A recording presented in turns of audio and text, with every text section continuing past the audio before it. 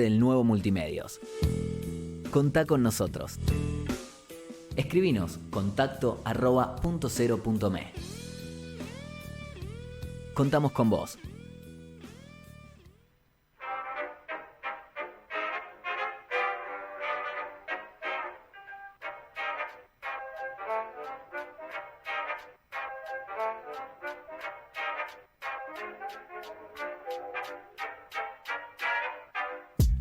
Estamos ya mismo conectados y conectadas con Federico Marchi, que nos va a contar algunas novedades futbolísticas sobre la Champions League. ¿Cómo estás, Fede? Vicky, ¿cómo te va? Hoy cara nueva, cara nueva, está siempre, pero cara nueva ahí conduciendo. Claro, no somos interlocutores muchas veces en la radio nosotros, así que acá nos encontramos. Hay que aprovechar la oportunidad. Tal cual. Bueno, Fede, contanos. Bueno, tenemos Champions League, como decíamos, porque arrancó para muchos y para muchas la competición más importante a nivel mundial, a nivel europeo seguramente, con también resultados raros o distintos y con algunos que se pueden hablar un poquito más. Por ejemplo, en el grupo A, que es en teoría por lo que se dice el grupo de la muerte, recordemos el Manchester City, el PSG, el Brujas de Bélgica y el Leipzig de Alemania. Arrancó con un Manchester City ganándole al Leipzig bastante claro, Sí. con bastantes fallas defensivas, pero bueno, para no meternos en detalle, terminó ganando 6-3 el equipo de Pep Guardiola, pero lo importante que se hace en este grupo, lo destacado en este grupo, es el empate entre el PSG y el Brujas. Ese PSG, partido lo vi. ¿no? No sé si lo vas a poder creer, pero ese partido lo vi. Por supuesto, ¿cómo no lo voy a poder creer? ¿Qué te pareció? No puedo hablar de lo que me pareció. Yo lo veo para ver a Messi. Nada, eso. Bien, perfecto. Bueno, justamente eso es lo que le voy a remarcar para el que está un poco despistado y despistada, que Claro. A Messi en el PSG, por ejemplo, Neymar, Mbappé, quizás el mejor equipo del mundo en cuanto a nombres, Claro. que no se notó a la hora de enfrentar a Brujas, porque el conjunto belga le hizo un gran partido, le defendió muy bien, atacó muy bien, de hecho también en el equipo que fue local. El equipo de Pochettino no pudo ser superior y solamente rescató un punto en Bélgica. Obviamente que esto recién arranca la fecha número 1. Claro. Estar tranquilos, pero sí es sorpresivo que el Paris Saint-Germain no le haya podido ganar a Brujas de Bélgica. Uh-huh. El grupo B tuvimos un partido histórico porque han jugado una final de Champions League, por ejemplo, una final muy recordada porque ganaba 3-0 el Milan, después lo empata el Liverpool y ha salido campeón el conjunto inglés por penales, pero ahora es fase de grupos, todo lo contrario, recién arranca el campeonato, y el Liverpool que le pudo ganar 3-2 al Milan muy bien, un partido también bastante entretenido, porque ganaba el Liverpool primero, porque tuvo un penal y lo erró, Sí. Milan lo dio vuelta y después finalmente el Liverpool lo volvió a dar vuelta para ponerse en ventaja, otro posible grupo de la muerte, porque los otros dos que están en el grupo B son el Atlético de Madrid y el Porto, que empataron 0-0. El Porto hay que entender que es el equipo más grande de Portugal, y el Atlético de Madrid, que quizás uno de los equipos más armados de la Liga de España en este momento, junto con el Real Madrid. El equipo del Cholo que se le complicó un poquito y no pudo con el conjunto portugués. De todas maneras, como decimos, es la primera fecha. Después, por el grupo D, una curiosidad, se podría decir, o un resultado raro, porque el Sheriff de Moldavia le ganó al Shakhtar 2-0. ¿Por qué hago bien esto, no? Porque, obviamente el Shakhtar no es un equipo que salga siempre campeón de la Champions League, ni nunca lo vemos en las finales, pero siempre es un equipo protagonista, de alguna manera se lo puede decir. Lo hemos visto muchas veces en octavos de final de la Champions. Si no, lo hemos visto muchas veces en cuartos de final de la Europa League. De hecho, lo llegamos a ver en la semifinal hace muy poquito tiempo. Y termina perdiendo con el Sheriff, que es un equipo bastante modesto. Y el otro resultado del grupo fue el Real Madrid, que le ganó 1-0 al Inter en el último minuto. Pudo hacer el gol el conjunto español para llevarse los 3 puntos de Italia contra el equipo de Lautaro Martínez y Joaquín Correa, y obviamente sus compañeros, pero bueno, los argentinos más destacados. Después por el grupo E tuvimos quizás otro de los partidos de la fecha, tuvimos muchos lindos partidos, por eso remarcamos y hablamos bastante quizás, porque bueno, jugó el Bayern contra el Barcelona. Claro. La verdad que el Barça ya no cuenta con Messi, con muchas bajas, pero sigue teniendo el nombre, lo tiene a Coman en el banco. Bueno, no le fue muy lindo el partido para el conjunto español, porque en el Camp Nou perdió 3-0 con un Bayern que obviamente son máquinas, parecen máquinas los alemanes, y se manejan de esa manera. La verdad que bueno, los terminan quedando con 3 puntos bastante importantes el Bayern Múnich. Y ya para ir cerrando, por el grupo F, la sorpresa casi de la fecha, en realidad de la fecha número 1 de la jornada, porque el Manchester United de Cristiano Ronaldo, a pesar de que hizo un gol de portugués, no pudo ganar en Suiza y perdió 2-1 con Young Boys. Es verdad que cuando el encuentro estaba 1-0, Wan-Bissaka fue expulsado por una dura plancha. Obviamente eso le permitió al conjunto suizo encontrar mucho más espacios y bueno, ponerse a tono con el partido, empatarlo y después cerca del final darlo vuelta y quedarse con los 3 puntos. Bastante importante porque en este momento, y obviamente con 5 fechas restantes, Manchester United está último en su grupo con 0 puntos, porque el Villarreal y el Atalanta igualaron. Y después por último en el grupo G, que es el grupo quizás más parejo, que hay equipos de tanta jerarquía, que está el Lille de Francia, el Sevilla de España, el Salzburgo de Austria y el Wolfsburgo de Alemania. Empataron los 4, todos tienen un punto, el Sevilla con el Salzburgo, el Lille con el Wolfsburgo. Así que bueno, eso es más o menos las novedades o las cuestiones importantes que tuvo esta Champions League en esta primera fecha, Vicky. Fede, un montón de información, la verdad, en pocos minutitos ya nos dejaste más que claro el panorama y bueno, supongo que pronto estaremos hablando de vuelta en el Noti, así que te mando un re abrazo. Por supuesto, Vicky, un abrazo grande. Y nos vemos por acá, así que nada, eso, nos vemos en un rato. Bueno, en este momento ya estamos en comunicación para hablar sobre algo un poquito intenso, se puede decir. Venimos de vivir como algunos días muy revueltos en nuestro país. Después de las PASO, las primarias abiertas, simultáneas y obligatorias, y todo lo que nos dejó. Para eso vamos a conversar con alguien que sabe y que nos puede aclarar un poco qué es lo que está pasando. Y nos referimos a Nicolás Bertone, politólogo y parte del equipo de Subán Córdoba. Le damos la bienvenida. Nicolás, ¿cómo estás? Hola, ¿qué tal, Victoria? Un gusto estar en comunicación con vos. Un gusto para nosotros y un gusto y además una necesidad, digo. Me parece que pasaron un montón de cosas y nos gustaría, bueno, empezar por el comienzo. Fue este domingo con las PASO, digamos, ¿qué es lo que sucedió?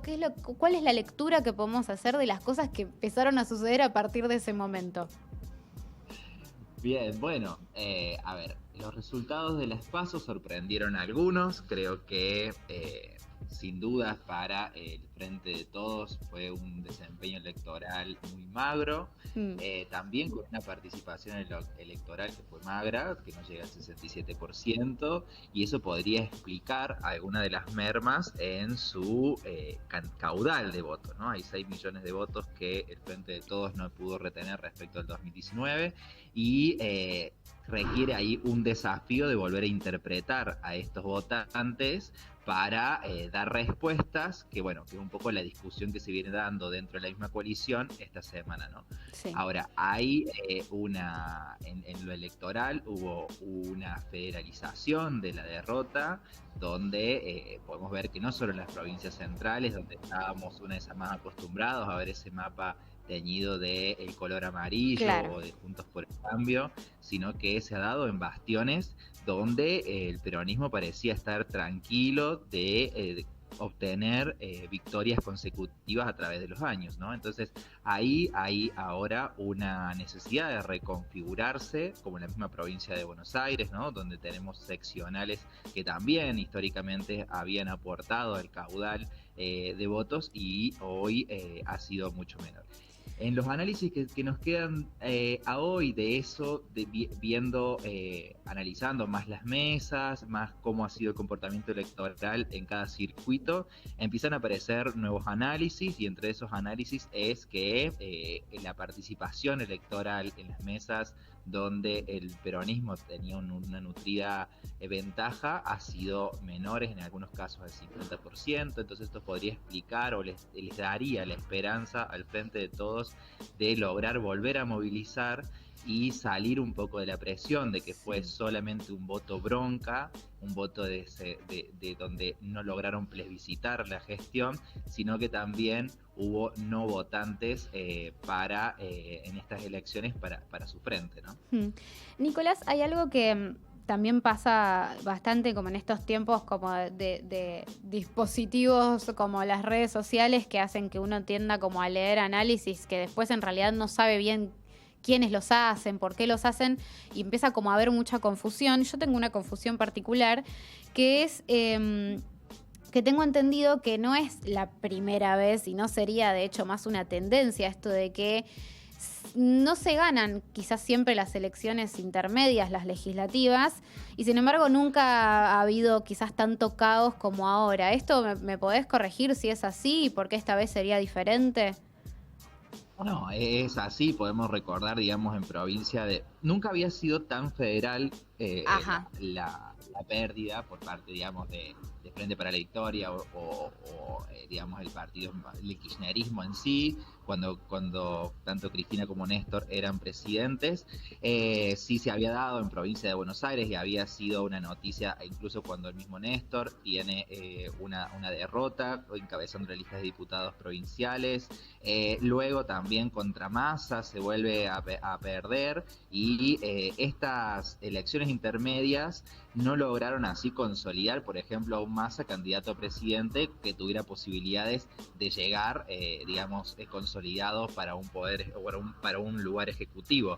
Entonces, hay que, en cierto sentido, relativizar, me parece, como un poco introducías vos, estas elecciones respecto a la posibilidad de continuidad o no del gobierno. Sí que son útiles y han sido muy útiles para reconfigurar los liderazgos de los partidos opositores, como Juntos por el Cambio, donde claramente hay una consolidación del liderazgo de Rodríguez Larreta, donde obtuvo, digamos, una victoria que es mucho más extendida de la que pudo haber logrado Mauricio Macri, que ha sido uno de los perdedores, por así nominarlo, respecto a las listas que ha apoyado, por ejemplo, en las provincias centrales como Córdoba y Santa Fe. Los apoyos a las listas dentro de las coaliciones, o digamos de las internas, fueron justamente las listas que perdieron. Así que sin duda Horacio Rodríguez Larreta, y que algún sector del radicalismo también se empieza, sobre todo los más vinculados a Evolución, Manes, y acá en Córdoba Rodríguez de Loredo, o en Santa Fe Puyaro, logran una de esas consolidarse fuertemente para la construcción de los liderazgos para el 2023. Claro.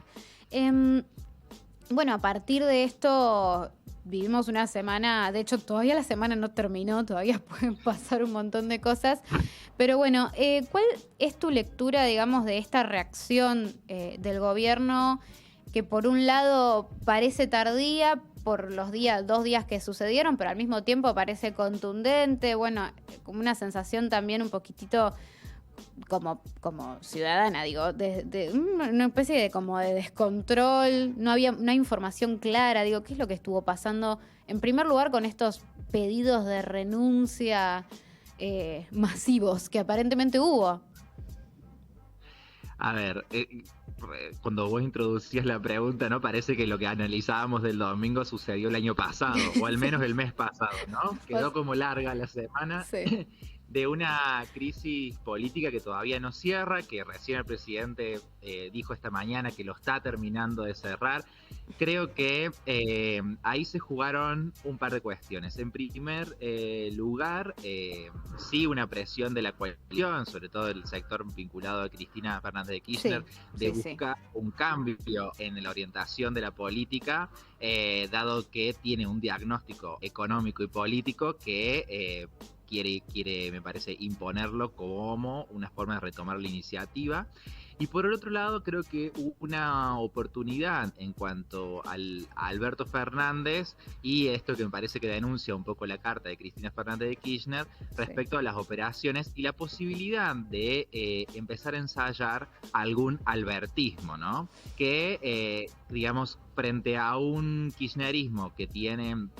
Que logra una división más tajante en la sociedad entre adeptos y opositores, para pararse ahí en una zona un poco de victimización y lograr así reconstruir el liderazgo como presidente, como la posibilidad de él desandar esta crisis.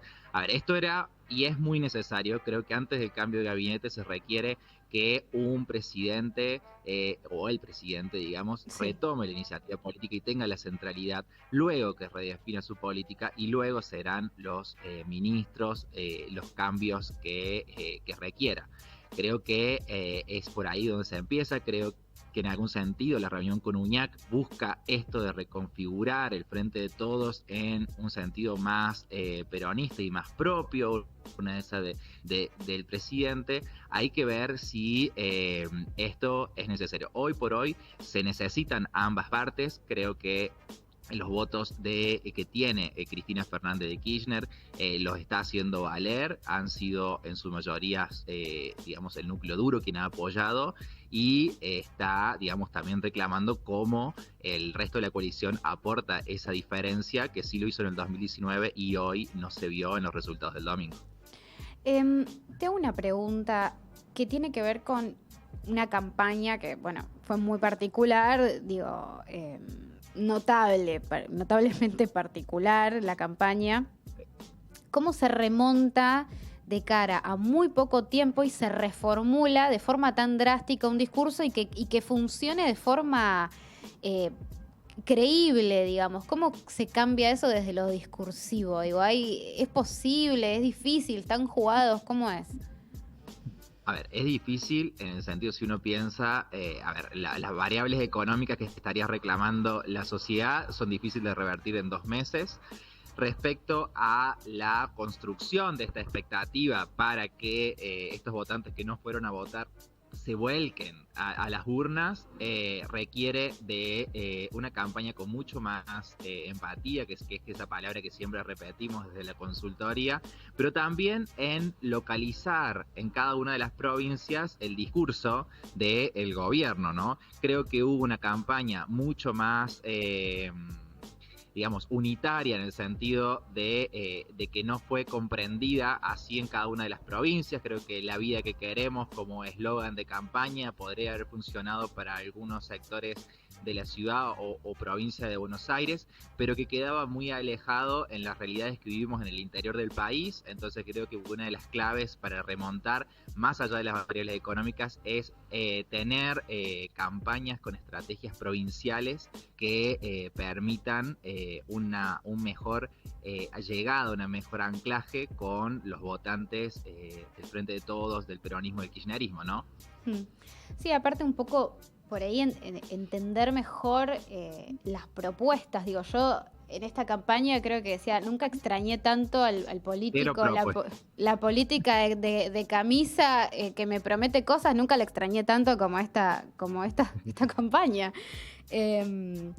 Bueno, y creo que eso también fue un error, ¿no? Creo que no haber sido propositivo y quedarse solamente en la construcción de un antagonismo sobre el pasado reciente, claro, de una cuestión que no es tan visible como es, si bien es muy importante para el desarrollo del país, el endeudamiento, la especulación financiera como ejes, no son palpables una vez en el día a día, donde inflación y miedo al desempleo son los principales problemas que atraviesan las y los argentinos. Entonces ahí hay que retomar la iniciativa y te tendrán que prometer más futuro que pasado. Claro, y después aparte de un año, de casi ya 2 años de pandemia, digamos, donde la incertidumbre es como imposible, pero bueno, una vez que empezás a salir hay que ver hacia algún lado. Me gustaría saber tu lectura como para, antes de despedirte, ya te prometo que no te robamos más tiempo, que tiene que ver un poquitito con esto de la participación y el desempeño de los sectores más de derecha, como Milei, los libertarios. Digo, ¿cuál es tu lectura de qué está pasando ahí, en esa parte? Bueno, ahí siempre estos sectores más radicalizados y antisistemas buscan en estos contextos de alta incertidumbre tienen o penetran mayormente debido a que justamente están prometiendo un cambio radical sobre instituciones que no están cumpliendo con sus deberes o los derechos que requieren, ¿no? Entonces ahí tenemos a aquellos, sobre todo jóvenes, que ven que en el país o no están dándose las mismas condiciones que sus padres tuvieron de acceso al empleo, de acceso a la educación y de acceso a la vivienda como principales problemas, y encuentran en estos sectores un discurso atractivo, muy chocante, muy bajado también en las redes sociales, que les parece o se tornan atractivos por falta de cumplimiento de las promesas derivadas de la democracia de los partidos que han sido más tradicionales, ¿no? Entonces, creo que es un problema de la responsabilidad política que tienen que tener las coaliciones más de centro, claro, de buscar soluciones a largo plazo y revalidar la democracia como principal camino, y también tenerlos, no es que no formen parte de la discusión, deben formar parte tal vez de la discusión, pero sí entendiéndonos dentro de la institucionalidad, que es el mayor miedo que se da en estos análisis, claro, que pone a la rebeldía de derecha como una nueva forma de expresión de la juventud, pero sabemos que no tiene nada de novedoso y que esos caminos son caminos cortos, ¿no? Tal cual. Nicolás, la verdad nos has aclarado un montón el panorama de lo que estuvimos viendo, y también nos has puesto un poquito de paños fríos también para no empezar como a alborotarnos sin demasiado sentido, o quizás con un poco de sentido, pero bueno. Gracias, te agradezco desde acá, desde el Noti, y bueno, esperamos que más adelante podamos hablar de quizás un congreso diferente, no sé qué va a pasar. Estaremos a disposición para seguir analizando. Es complejo, es tan volátil. Yo recién vengo de vacunarme y decía que habrá pasado algo en esta hora. Tal cual, esto es así. Pero bueno, creo que eso, tomarlo con tranquilidad, que son también procesos propios de la política que han sido demasiado externalizados para el gusto, digamos, que uno podría, que lo tienen que haber solucionado más internamente. Claro. Pero bueno, serán ahora los nuevos desafíos que tengan, que son muchos, justamente como decías vos, devolver a la tranquilidad a las y los argentinos luego de una pandemia que ha arrasado, digamos, emocionalmente y económicamente a todo el mundo. Clarísimo, Nicolás, te agradezco mucho. Un gusto. Un gustazo.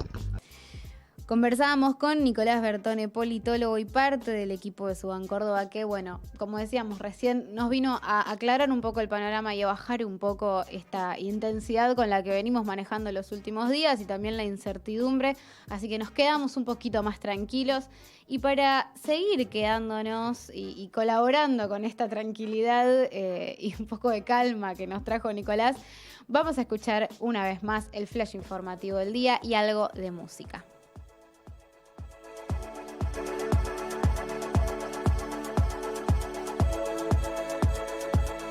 Presupuesto sin pago. El gobierno envió al Congreso el proyecto de presupuesto para el año 2022. El mismo no incluye pagar $20.000 millones al Fondo Monetario Internacional. Torres en los barrios. El gobierno de la ciudad de Buenos Aires firmó convenios con empresas para construir 16 edificios que exceden la altura permitida de 72 metros. El plenario se realiza este viernes en la legislatura porteña.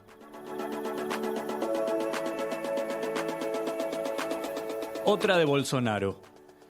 Nueva York decretó la obligatoriedad de vacunarse contra el COVID-19, aunque la ONU permitió la presencia del presidente brasileño en la Asamblea General.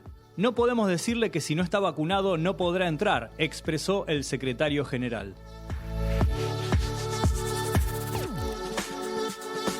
Sigue Serbia.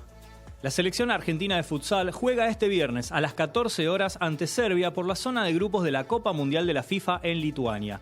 En el debut, Argentina derrotó 11-0 a Estados Unidos. Selección monumental. Argentina jugará sus 2 próximos partidos de eliminatorias sudamericanas ante Uruguay y Perú en el estadio de River Plate. En la siguiente fecha, como local, jugará en el Bicentenario de San Juan.